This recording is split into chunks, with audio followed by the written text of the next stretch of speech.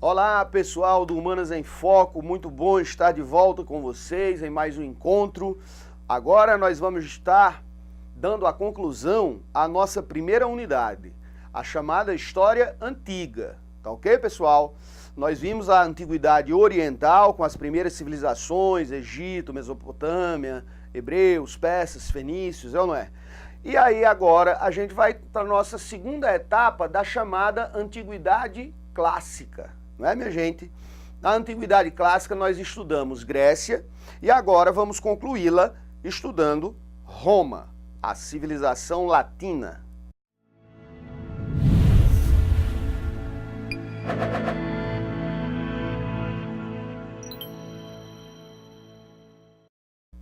Aquilo que a gente tem na nossa imaginação acerca de Roma, não é? Sobre guerras, sobre exércitos, sobre conquistas, ok? O Império Romano, que é muito famoso na mídia, não é? Vários filmes, várias histórias, vários documentários, enfim. Pois bem, isso mostra o quanto é importante esse assunto na nossa formação enquanto sociedade, não é, minha gente?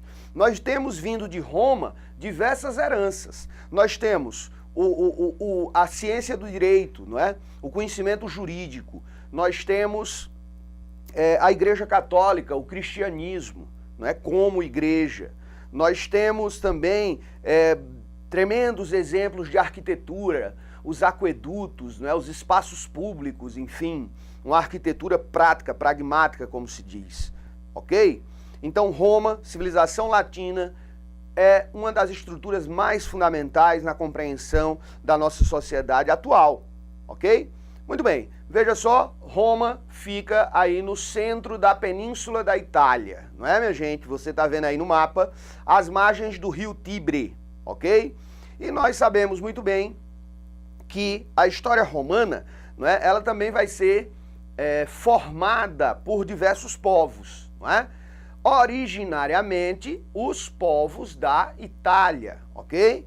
O que é que a gente tem? Nós vamos ter, olha só, no norte da Itália, os etruscos e acima dos Alpes suíços, né, nós temos os gauleses, ok? Muito bem, na Itália Central, nós vamos ter aí os chamados povos italiotas, ok? Quem seriam esses povos italiotas? Seriam exatamente aí, olha, os latinos, os sabinos, que são as tribos que são consideradas as fundadoras de Roma. Nós temos os volscos, nós temos os úmbrios, nós temos assim diversas tribos nesta Itália Central, que são chamados povos italiotas, ok? E a gente sabe que lá no sul da Itália nós vamos ter a colonização grega, é ou não é, pessoal? Ali por volta de 800 anos antes de Cristo, quando Roma ainda era bastante incipiente, não é? Bem, um verdadeiro vilarejo. Hoje em dia sabemos que uma aglomeração, não é, de criadores de gado, né? Seriam povos pastores primitivamente ali por volta do ano 1000 a.C. Mas o que é que acontece? Nós também sabemos que eles, os romanos, tinham sobre si mesmos uma lenda de origem, né? A lenda da fundação de Roma, onde nós vamos ter aquela lenda de Rômulo e Remo, que foram salvos pela loba, não é, pessoal? Então, segundo os romanos, não é? Esses irmãos gêmeos, Rômulo e Remo, eles teriam sido salvos por uma loba porque eles tinham sido jogados no rio Tibre pelo seu tio, não é? Tio esse que havia prendido o avô de Rômulo e Remo, o rei Numitor, né, lá da cidade de Alba Longa. Então, Rômulo e Remo vão crescer, vão se tornar guerreiros e vão lá para solucionar toda essa questão, né, matando, derrotando seu tio e libertando seu avô. Ao fazerem isso, então, esse avô os conduz, os indica, não é? O território onde eles deveriam construir a cidade de Roma, tá certo? Chegando lá, o que é que vai acontecer? Rômulo vai acabar assassinando Remo. por conta de ele ter desobedecido uma das leis fundamentais, que seria atravessar os muros da cidade que tinham sido demarcadas por Rômulo, não é, sem a sua permissão, ok? Veja que alguns elementos mitológicos sempre estão se repetindo, é ou não é? Lá no Egito Antigo, Sete matou Osíris, não é? Para os judeus da antiguidade, Caim matou Abel, não é? E aí Rômulo matou Remo, tá certo? Também a história sempre tem recorrente, né, essa coisa de ser jogado ao rio, né? O rei Sargão lá da Acádia, né? O rei Sargão também teria passado por essa história.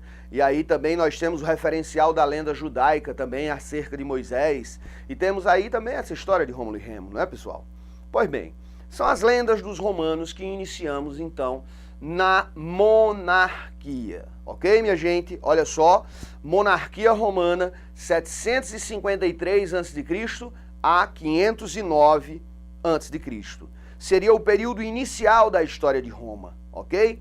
O que é que acontece nesse período da monarquia? O próprio nome já fala, né? Monarquia ou realeza. Você vai ter o rei, chamado de rex em latim. Você vai ter esse rei com totais poderes, poderes políticos, né, jurídicos, religiosos, enfim, os poderes concentrados efetivamente na mão desse rei. E aí esse rei será auxiliado pelo Senado, que nós vamos já ver qual é a origem desses senadores originais de Roma, tá? E, fundamentalmente, a Assembleia das Cúrias, ok?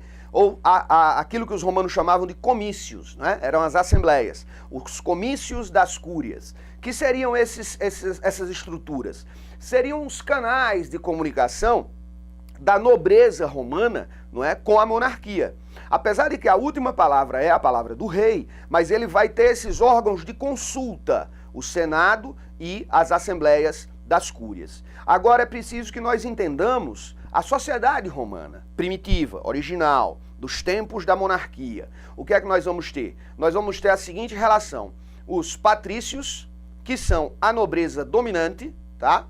E aí, a grande maioria da plebe, os plebeus, cuidado que plebeu não é sinônimo de pobreza necessariamente não, tá bom? Nós temos aí uma plebe urbana, que relativamente vive remediado, né? E temos a grande maioria da plebe rural, os camponeses, tá certo? Essa plebe urbana que vai trabalhar com comércio, com artesanato, enfim, né? E tínhamos uma pequena base de escravos, ok, minha gente? Inicialmente, portanto, quem era a massa produtora, trabalhadora de Roma? A plebe. Inicialmente, nesses tempos primordiais, lá da monarquia ou realeza, ok? Agora, minha gente, acontece alguma confusão, algum conflito em alguns livros, em alguns manuais que a gente tem visto por aí, ao colocar os clientes como sendo uma classe social diferenciada da plebe. E não é. Na verdade, esses clientes em Roma, eles são plebeus que são dependentes de famílias patrícias, dos gens dos patrícios. Repare bem qual é essa relação. Relação de clientelismo, ou seja, relação de dependência, tá, pessoal? O que é que acontece? A palavra patrono, que quer dizer patrocinador, né, apoiador, padrinho. Então, patrono, patrocínio, patrão, tá? Essas palavras vêm de patrícios. Essas eram as relações para com os seus clientes plebeus, tá? Um patrício amanhecia o seu dia em frente ao seu casarão, recebendo aquela fila de pessoas da plebe que eram seus dependentes, seus clientes, e agia na defesa do interesse dessas pessoas. Então, pessoal, repare que essa questão dessa situação dos clientes significa que eles são plebeus numa condição, num status social diferenciado, ok? É assim que vai funcionar. Então, cuidado, tá? Existiu na sociedade romana o quê? Patrícios, plebeus e escravos. Porque os laços de clientela, o clientelismo, não chega a formar uma classe social apartada, tá bom? É um status, é uma condição de dependência de alguns plebeus em relação às famílias patrícias. Agora também a gente precisa focar nesse outro detalhe das famílias patrícias. Como é que eles se viam, como é que eles se organizavam. Vejam só vocês como é nesse esquema. Repare, uma gen romana é a família patrícia, tá? Liderada pelo pater familia, o patriarca. Muito bem. Aí você tá vendo, 10 famílias, ou seja, 10 gens reunidas, vão formar o quê? Vão formar uma cúria, tá? Então, uma cúria é uma reunião de 10 famílias, gens patrícias, tá? Contanto com 10 patriarcas, não é? Tá certo? 10 pater família. Muito bem. Aí você tá vendo também que quando você reúne 10 cúrias, ou seja, 100 famílias, 100 patriarcas, você vai ter o que aí? Uma tribo, tá? É assim que os patrícios se olhavam. Muito bem, e eles reconhecem ao final das contas, você repare, 3 tribos, ou seja, 300 famílias, 300 patriarcas. Olhe como essa situação é interessante, é aí que você tem a formação dos senadores, né? A formação do Senado de Roma, tá ok? Então, olha só, o rei, o Senado, você já sabe de onde é que vem esses 300 senadores, não é? E a Assembleia Curial, que é a Assembleia das Cúrias. Como eu dizia, eram esses os canais que o rei dispunha, não é? No seu governo, no seu comando, lá na monarquia romana, não é? Primeira fase da história de Roma que nós estamos analisando. Pois bem, então, o que é que vai ocorrer, não é? Ao final da monarquia romana, repare só, nós teremos a seguinte situação. Aqueles povos da Itália do Norte, os etruscos, eles vão descer e vão conquistar Roma, fazendo de Roma a sua sede, do seu reino, do seu poderio antigo. Não é, pessoal? Então, o patriciado não vai ficar nada satisfeito com essa presença, não é, dos etruscos dominando a cidade, ok? O que é que vai acontecer? O patriciado vai trabalhar sempre no sentido de tentar superar essa figura desses reis invasores, desses reis etruscos. A oportunidade apareceu exatamente no ano 509 a.C., que marca o fim da monarquia romana e o começo, não é, da República Romana. Mas veja bem, repare só o que é que significa esse nome república em latim. Res, que quer dizer coisa. Publicus, que quer dizer para todos. Opa, tem aí uma mensagem, não é? O patriciado proclama e diz para a plebe, vamos acabar com essa tirania, vamos derrubar essa monarquia e vamos colocar uma coisa para todos. Essa é a grande mensagem. A república, coisa para todos. Então isso vai fazer com que a plebe passe a apoiar, não é, essa movimentação dos patrícios no sentido de superar a monarquia. E aí a oportunidade aparece quando? Quando uma jovem filha de um senador patrício, ela aparece morta na cama do rei. E aí ela tinha 15 anos, e aí vai logo se dizer a conversa de que ela apunhalou o próprio coração para não ter que se entregar ao inimigo invasor, não é? O que é que vai acontecer? Usando então essa situação, um levante em Roma acaba-se com a monarquia no assassinato do rei Tarquínio o Soberbo, no ano 509 a.C., dando então origem à República Romana, de 509 a.C. até 27 a.C. Repare bem você, são praticamente 500 anos de república. E aí, minha gente, eu vou dizer para vocês, é nesses 500 anos de república que Roma vira Roma. Nesses 500 anos de república que é aquele período, não é, de guerras, de conquista, de expansão territorial. Veja só aí no mapa a que ponto de domínio que Roma vai chegar. Quer dizer, dominou toda essa bacia do mar Mediterrâneo, não é? Dominou todas essas terras aí do norte da África, o norte da Europa, até a Península Ibérica, Espanha e Portugal, até o Oriente Médio ali pela região de Jerusalém. Tá vendo, minha gente? Então, nesses 500 anos de república, você tem 500 anos de expansão territorial. É o capítulo mais importante, é um dos mais cobrados em questões, porque se trata exatamente da construção do Império Romano. Não é, minha gente? Como é que Roma se fez? Agora, repare bem, vamos discutir como é que ficou então as organizações, como é que ficaram as organizações políticas da República de Roma. Porque você eliminou a figura do rei. Então é claro que o que foi que aconteceu? O Senado passou a ser o órgão máximo da República, tá? E aí o que é que acontece? Todo aquele poder que estava concentrado nas mãos de um só rei, os senadores romanos distribuíram esses poderes em magistraturas, os magistrados romanos, várias funções, vários cargos, o poder executivo, o poder militar, o poder religioso, o poder tributário, o poder de justiça, não é? Foram divididos em cargos e funções, indicados, é óbvio, pelos senadores. E aí, minha gente, na base dessa estrutura da República Romana, nós vamos ter o quê? As assembleias, tá? Que ao longo desses 500 anos de república vão, obviamente, sofrendo processos, sofrendo adaptações, tá certo? O que é que acontece? Os principais cargos dessas magistraturas romanas, nós vamos ter, por exemplo, os cônsules, que eram dois, um para o exército e outro para a política, tá? Nós vamos ter ainda os pretores, que são os homens de preto, né, que trabalham com a justiça, juízes, enfim, né?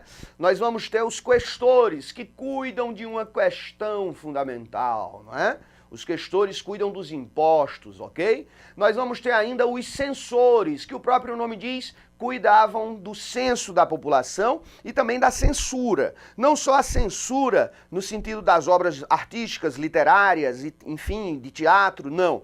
Mas também no sentido de cassação de mandato político. Tá? Eles podiam entrar com um processo de censura, que dizendo que determinado senador, olhe bem, não tinha dignidade para ser um senador de Roma. Repare só. Né? Então esse cargo de censores era importantíssimo, além de que também eles elaboravam o livro senatorial, não é? Que era a lista com os nomes daqueles que poderiam ser nomeados senadores. Um cargo importantíssimo, né? Os censores, tá certo? Tínhamos ainda os edis.